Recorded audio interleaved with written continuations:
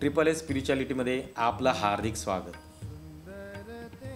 आज मी तुम्हाला एका अशा संस्थेबद्दल माहिती देणार आहे. आज मी तुमच्याशी एका अशा संस्थेबद्दल बोलणार आहे जी संस्था महाराष्ट्रातली आहे, पण संपूर्ण विश्वामध्ये जी प्रसिद्ध आहे.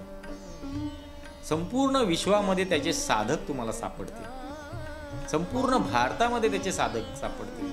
प्रत्येक राज्यामध्ये त्या संस्थेचे साधक आहेत. ती संस्था म्हणजे वारकरी संस्था. मी म्हणतो वारकरी ही संस्था नाही, एक ती चळवळ आहे, आध्यात्मिक चळवळ आहे. वारकरी संस्थेचं बाह्यरूप जर आपण पाहायला गेलो तर वारकरी संस्थेचं बाह्यरूप आपल्याला असं दिसेल की गळ्यामध्ये तुळशीची माळा पाहिजे, कपाळी गंध हवा आणि मुखात विठ्ठलाचं नाव, विठ्ठलाचं नामस्मरण. हे का?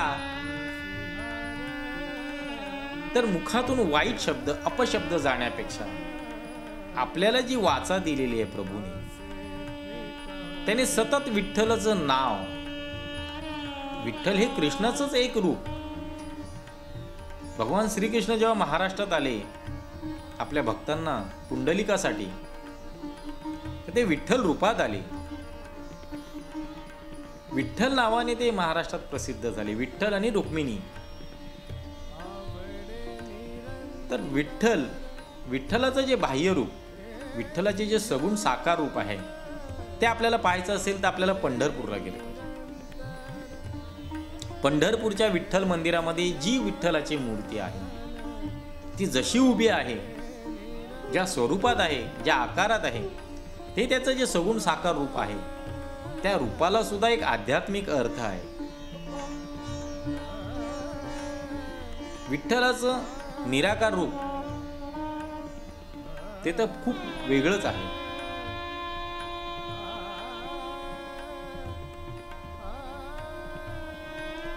पाया पडू गेले तव पाऊलची न दिसे, उभाची स्वयंभू असे. ज्ञानेश्वर माऊलींचा एक अभंग आहे. पाया पडू गेले तव पाऊलची न दिसे. म्हणजे एक साधिका, एक साधक सांगतोय, मी पाया पडायला गेलो विठ्ठलाच्या, पाऊलच दिसेनाशी झाली, पाऊलच दिसली नाहीत मला. पण अनुभव येतोय, पण मला भासतंय, मला भास होतोय की तो उभाच आहे, स्वयंभू आहे. हे तत्वज्ञान वारकरी संस्थेत शिकवलं जातं किंवा वारकरी चळवळीमध्ये, वारकरी संप्रदायामध्ये हे शिकवलं जातं. आज तुम्हाला महाराष्ट्रात लाखो वारकरी साधक दिसतील. ज्ञानेश्वरी तुकोबा गाथा, नामदेव गाथा आणि एकनाथी भागवत हे चार मुख्य वारकरी संप्रदायाचे आधारस्तंभ आहेत. वारकरी तत्वज्ञानाचे आधारस्तंभ आहेत. फार सुंदर आहे वारकरी तत्वज्ञान. वरून दिसायला जरी साधं दिसलं, सोपं वाटलं, किंवा त्यांचे क्रियाकर्म साधे सोपे वाटले, फक्त गळ्यात तुळशीची माळा, मुखात विठ्ठलाचं नाव, रामकृष्ण हरी रामकृष्ण हरी,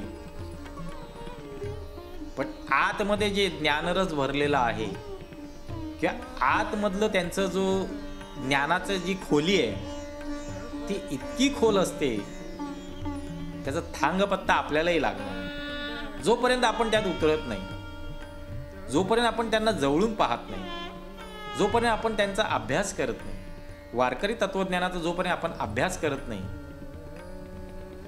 तोपर्यंत आपल्याला त्यांचं कळणारच नाही.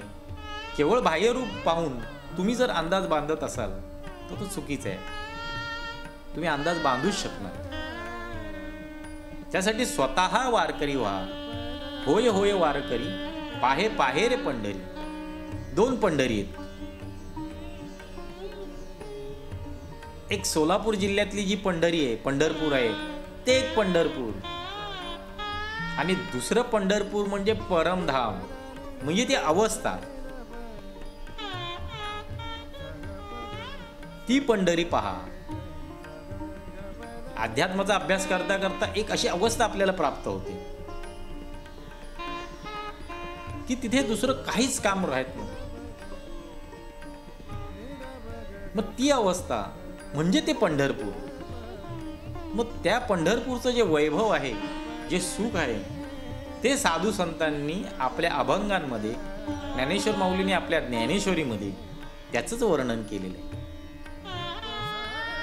आणि हे सगळं जर आपल्याला जाणून घ्यायचं असेल किंवा हे सगळं आपल्याला शिकायचं असेल, आपल्याला अनुभूती घ्यायची असेल, तर आपल्याला वारकरी संप्रदायाची जिथे जिथे कीर्तनं चालतात, प्रवचनं चालतात, जिथे सत्संग चालतात, जिथे दिंड्या निघतात, तिथे तिथे आपल्याला गेलं पाहिजे, त्यांचा अभ्यास केला पाहिजे. आज फॉरेनहून लाखो फॉरेनर्स वारकरी संप्रदायाचा, ज्ञानेश्वरीचा, तुकाराम गाथेचा अभ्यास करण्यासाठी 6-6 महिने, 1-1 वर्ष इथे येऊन राहतात. आपल्या भारतीय तत्वज्ञानाचा, वारकरी तत्वज्ञानाचा ते अभ्यास करतात. तरी सुद्धा त्यांना फारसं काही हाती लागत नाही, इतकं गहन आहे. हाती लागतं काय? लागतं आनंद, समाधान. थोडंसं जरी वाचन केलं तरी तुम्हाला त्याचं समाधान लाभेल. एवढी शक्ती आहे, एवढी पॉवर आहे, एवढी ताकद आहे वारकरी तत्वज्ञानामध्ये. सर्व समावेशक, सर्व जाती धर्माच्या लोकांना, सर्व संप्रदायाच्या लोकांना, सर्व धर्माच्या लोकांना, सर्व जातीच्या लोकांना एका झेंड्याखाली 700 वर्षापूर्वी ह्या वारकरी तत्वज्ञानानं आणलं, या वारकरी संस्थेने आणलं होतं, हे वारकरी चळवळीने आणलं होतं. जात धर्म सर्व विसरून फक्त एक मनुष्य आणि मी भक्त. जो वेगळा नाही तो भक्त, जो विभक्त नाही तो भक्त. आणि विठ्ठल, विठ्ठल या शब्दाचा अर्थ ज्ञानाची मूर्ती. विठ्ठलाची जी मूर्ती कमरेवर हात ठेवून आपण पंढरपुरात पाहतो, त्याचा अर्थच एवढा आहे की विठोबा फक्त कमरे हात ठेवून उभा आहे. त्याचे जसे तुम्ही अर्थ काढाल, अनेक अर्थ आहेत, पण मला जो समजला तो मी तुम्हाला सांगतो की माझे जे भक्त आहेत किंवा माझ्या सांगितलेल्या मार्गावर चालणारे जे साधक आहेत, जे वारी करतात, जे वारकरी आहेत, जे वारकरी तत्वज्ञानाचे नियम पाळतात, त्यानुसार आपलं जीवन जगतात, त्यांच्यासाठी हा जो भवसागर आहे, हा जो दुःखाचा सागर आहे, हा जो माया बाजार आहे, तो कमरे इतकाच आहे. त्याचं पाणी तुम्हाला कमरे इतकंच आहे. मग आता कमरे इतक्या पाण्यामध्ये माणूस बुडेल का? नाही बुडणार. तो सहज चालत चालत पार होऊन जाईल, या किनाऱ्याहून त्या किनाऱ्यावर जाऊ शकतो. म्हणजेच तुम्ही वारकरी तत्वज्ञानाचं जेव्हा अभ्यास करायला सुरुवात करता, वारकरी तत्वज्ञान स्वीकारता, तर त्यानंतर तुमच्यासाठी हा भवसागर किंवा मायावी सागर किंवा जी काय आपले षड्रिपू आहेत, आपले विकार आहेत, ते आपल्याला आड येतात, आपले संस्कार आपल्याला आड येतात, आपल्या जुन्या सवयी आपल्याला आड येतात, ह्यानंतर तापदायक ठरत नाही. हे जे पाणी आहे हे कमरे इतकंच तुम्हाला त्रास देणार. मग कमरे इतक्या पाण्यातून जसं आपण पार करू शकतो, तसं ह्या भवसागर आपण चालत चालत पार करू शकतो. तुकाराम महाराजांनी एका वासुदेव या प्रकारच्या अभंगामध्ये सांगितले, विठ्ठल नामाची अशी ताकद आहे, जादू आहे की ते नाव घेणारा माणूस हा स्वतःही पवित्र होण्याला सुरुवात होते, पवित्र व्हायला लागतो, स्वतःही श्रेष्ठ व्हायला लागतो आणि आपला संग तो दुसऱ्याला लावतो. त्याचा रंग आपल्याला लागतो. आपण त्याच्या सहवासात गेलो तर त्याचा रंग हा आपल्याला लागतो. आपणही चांगल्या मार्गावर नकळत चालायला लागतो. आपल्याला आणखीन तत्वज्ञान पाहायचं असेल, वारकरी संस्थेचं किंवा वारकरी तत्वज्ञानाचा जास्त अभ्यास करायचा असेल, तर आळंदी, देहू, पंढरपूर, नवे नवे तर महाराष्ट्राच्या कानाकोपऱ्यामध्ये खेडोपाडी आपल्याला वारकरी कीर्तनकार सापडतील, वारकरी प्रवचनकार सापडतील. तुम्ही त्यांच्याकडे जा, त्यांच्याकडे तुम्हाला भरपूर साठा मिळेल. ओशन ऑफ नॉलेज, भरपूर ज्ञान, ज्ञानाचं भांडार सापडेल तुम्हाला त्यांच्याकडे.